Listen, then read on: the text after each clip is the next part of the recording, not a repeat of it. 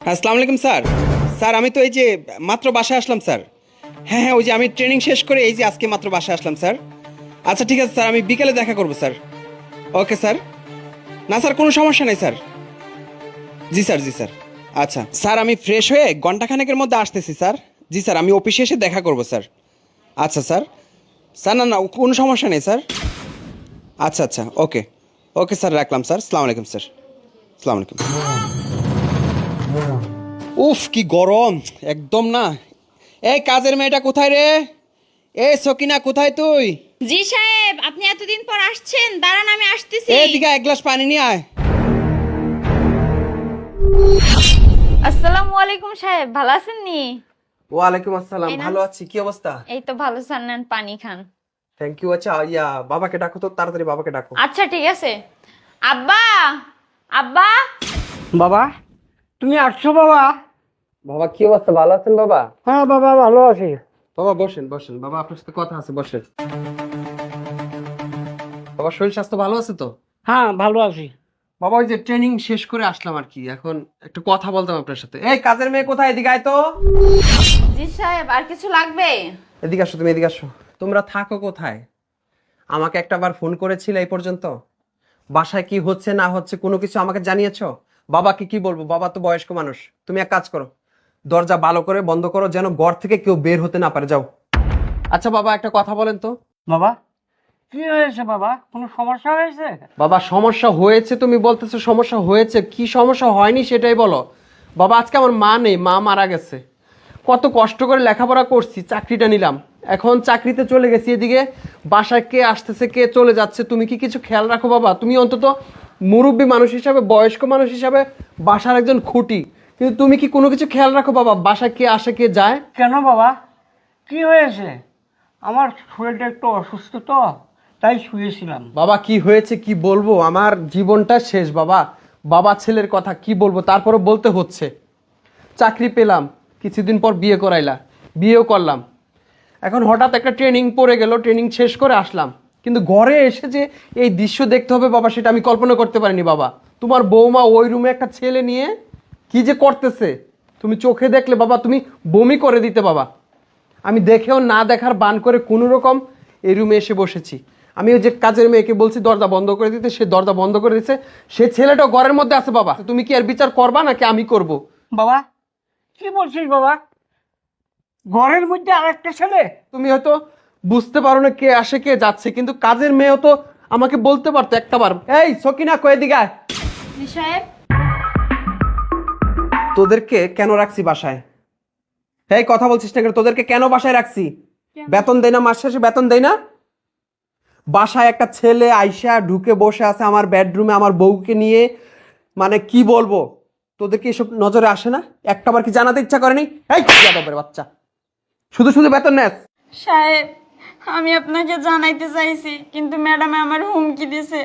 ম্যাডামে বলছে কি আমি যদি আপনারে জানাই আমারে কাজ থেকে বের করে দিবে। হ্যাঁ চুপ কর, বেয়াদব শালার ঘরের শালা। তুই কি জানিস তোর ম্যাডাম চাকরি থেকে বের করতে পারবে না, আমি বের করতে পারবো? তোকে আমি রেখে গেছি বাসায় সব কিছু দেখাশোনার জন্য, আর তোর ম্যাডাম পরক্রিয়া করতেছে, আর তুই এদিকে আমাকে না বলে বসে আছিস। সাহেব আমার ভুল হয়ে গেছে সাহেব, আমার মাফ করে দিন সাহেব। ওই ছেলেটা সাহেব প্রতিদিনই আসে, ম্যাডামের সাথে এক রুমে থাকে। সাহেব ছেলেটা না ম্যাডামের রুমে এখনো আছে। চুপ কর, বলতে হবে না, এতক্ষণ বলিস না কেন? যখন আমি বললাম তখন মুখ থেকে কথা বেরিয়ে আসছে না? বাবা তুমি বেঁচে আছো এখনো, তুমি আমার গার্ডিয়ান, তুমি আমার বট বৃক্ষের ছায়া। তুমি যদি এইসব বিচার আচার না করো কে করবে বাবা বলো? যাও দেখো তোমার বৌমা আরেক ছেলে নিয়ে রুমের মধ্যে কি করছে। এই ওই ছেলে সহ, ওই যে কাল নাগিনী সহ ধরে নিয়ে বাবা, যাও ধরে নিয়ে আসো। আমি তার মুখ দেখতে চাই না, ধরে নিয়ে এসো এখন, এখন বিচার করবা বাবা। তুমি চুপ করে একটা কথা বলবো না? আমি তোমাকে বের করার ব্যবস্থা করতেছি। আমার হাজবেন্ড ফোনে তোমাকে দেখেনি।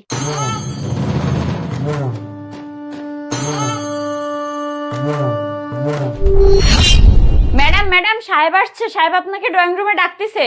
ও আচ্ছা, তোমার সাহেব আসছে। আচ্ছা তুমি যাও, আমি আসতেছি। বৌমা, তুমি কোন ছেলেকে ঘরে রাখছো? এখন বাইর করো ছেলেটাকে। বাবা, আপনি এসব কি বলতেছেন? আমি কোন ছেলেকে ঘরে ঢুকাবো? এই চুপ করো বৌমা, আমার একটা মান সম্মান আছে। আমি বুড়া হয়ে গেছি, আমি কিছু বুঝি না। এখনো বলছি কে আছে বাইর করে দাও। না বাবা, আপনি এসব কি বলতেছেন? আমি তো কিছুই বুঝতে পারতেছি না। রুমে কে থাকবে আর কাকে বের করে দিব আমি? ও বুঝছি, এভাবে হবে না সকিনা। পর্দার আড়ালে বেডরুমে সব জায়গায় তন্ন তন্ন করে দেখ, আমার ছেলেকে ভুল দেখেছে। এই তাকিয়ে আছিস কেন? দেখ, খোঁজাখুঁজি করে দেখ। আরে কি কি সমস্যা তোর? দেখি ম্যাডাম একটু সরেন, আমি একটু খোঁজাখুঁজি করি। আরে তুই সব কি করছিস? তুই যা তো, এখানে কেউ নাই, যা। ম্যাডাম আমাকে মাফ করে দিবেন, সাহেব সবকিছু জেনে গিয়েছে। ম্যাডাম একটু দেখি। এই আপনি ওখানে লুকিয়ে থাকবেন না, বের হয়ে আসেন। সে এত নিকৃষ্ট বংশের মধ্যে আমার ছেলেকে বিয়ে করাইছি। এই সকিনা, দুটোটাকে ধরে নিয়ে আয়। বাবা, তুই ঠিকই দেখেছিস বাবা। বাবা আমি দেখেছি বাবা, আমি এই বিষাক্ত নষ্ট মেয়ের চেহারা আমি দেখতে চাই না বাবা। তুমি এর বিচার করো। আমি তার সাথে সংসার করতে চাই না বাবা। এত খারাপ একটা মেয়েকে নিয়ে কিভাবে সংসার করব বাবা? বাবা আমি তোমাকে প্রথমেই বলেছিলাম বাবা, বংশ দেখে একটা বিয়ে করায়ও। তোমার পছন্দে আমি বিয়ে করেছিলাম, কিন্তু কিন্তু বাবা এতটা খারাপ একটা মেয়ে আমার ঘরে বাস করতেছে, এতটা দিন যাবত সংসার করতেছি, তাকে নিয়ে আমি একটাবার ধরতে পারি বাবা। আজকে যদি আমি বলে কয়ে আসতাম তাহলে হয়তো হাতে নাতে ধরতে পারতাম না। এই পচা জিনিসটা, এই নষ্ট জিনিসটা হয়তো আরো কিছুদিন তাকে নিয়ে সংসার করতে হইতো। বাবা তুমি এর বিচার করো বাবা, আমি ওর চেহারার দিকে তাকাইতে চাই না বাবা। বৌমা, আমার মান সম্মানটা তুই ডুবিয়ে দিছিস। এই বলো, এই ছেলে কে? এই ছেলে কথা বলছো না কেন? কেন আমার এই সংসারে ঝামেলাটা করলি? বাবা তুমি ওই ছেলেকে বকা দিচ্ছ, এই ছেলের কি দোষ? কাল নাগিনী যদি তাকে প্রশ্রয় না দিত, তাকে ডেকে ঘরে না আনতো, তাহলে কি এই ছেলে প্রশ্রয় পাইতো? সব দোষ তো এই মেয়ের। ওগো শোনো, ও আমার কলেজ ফ্রেন্ড, ওকে যে আমি বাসায় নিয়ে আসি এটা আমি তোমাকে বলিনি, তার জন্য সরি। এই জানোয়ার বাচ্চা, তুই আমাকে শিখাইতে আসছিস? তোর গালে আমার চর দিতেও ঘৃণা হচ্ছে। তোর তো জামা কাপড় খোলা ছিল, আর কোন অবস্থায় ছিলি?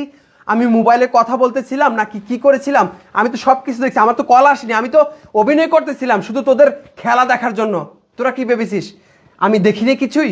সব কিছুই দেখেছি। তোর এসব জামা তো খোলা ছিল, এই যে তোর এই জামা পরা ছিল। আমাকে শিখাতে আসছিস না? আদবের বাচ্চা। আর ভাই, ভাই তুই আমার বুকে আয়। তোকে আমার বুকে জায়গা দিলাম, কারণ হচ্ছে কি জানিস?